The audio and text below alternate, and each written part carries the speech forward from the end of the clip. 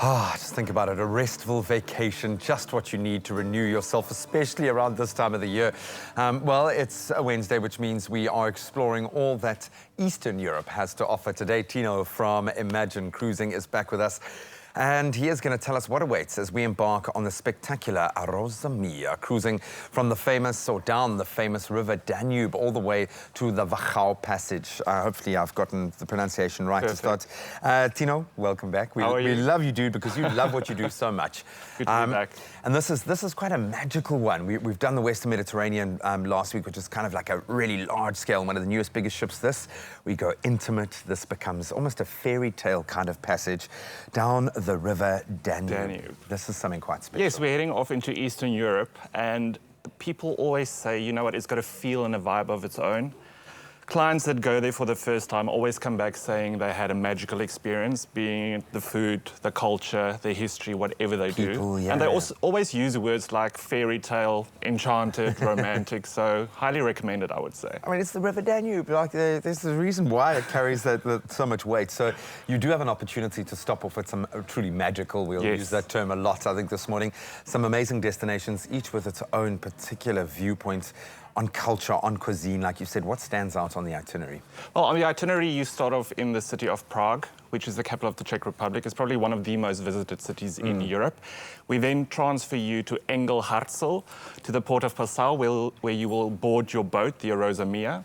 You will set sail along the famous River Danube, like you already mentioned. It does look like a fairy tale. I mean, look at even the little city. I mean, look at that. But I mean, the cities you visit, the first stop will be in Vienna, the capital of Austria. You will then go to places like Esztergrom, two places in Hungary as well, Budapest, and then we do Bratislava in Slovakia. We end up with the Wachau Passage, like you said, with its rolling hills, its untouched landscapes of orchards and vineyards.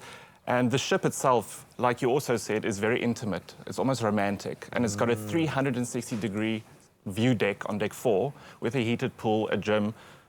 The list just goes on. Yeah, I mean, so it's yes, you're cruising a river, but it's not. It's still a ship. It's still a beautiful, beautiful experience. Just on board. Never mind all of these amazing destinations that you go to. But I think the real crux here for me is the River Danube itself. What is so special about being able to cruise in this particular way? What is it? Well, it's very famous. I think everybody has heard the name River Danube before. Yeah, completely. It is the second longest river in Europe, after the Volga. Okay. It sails all the way from Germany into the Ukraine, so it literally flows through the heart of Eastern Europe.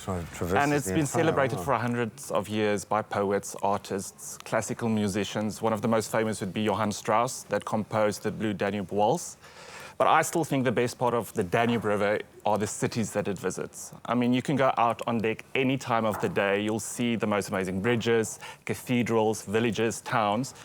And I think daily you'll get to a point and think, this is a dream. Yeah, am I in a dream? Yeah, no, just looking at some of the landscapes, the buildings, you've got this beautiful bohemian mix with this kind of the old Gothic style, absolutely amazing. It's crazy.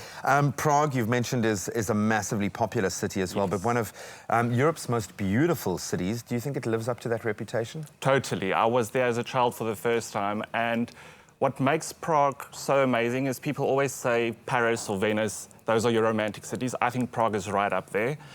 It is such a well-preserved city as well. We all know how the Eastern European towns and villages got destroyed by 20th century wars and conflicts. Yeah. Well, Prague managed to somehow evade like a time this. capsule, yeah. So when you actually stand in front of those buildings, they still look the way that they were when they were built initially. And then the architecture is phenomenal. I always go on about architecture, but in Prague itself, you get Gothic, you get Baroque, and you get modern, all combined into one.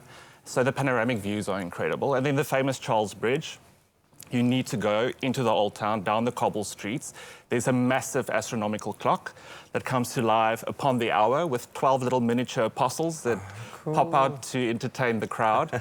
And some inside information is the mechanical portion of the clock and the astrological dial dates back to 1410. Wow. Which is in the Middle Ages, and it still works today. It's living history. It really is that. And you get to live it along what promises to be, as we said, a truly magical, majestic cruise down the River Danube, starting from the incredible price of 39,999 Rand per person.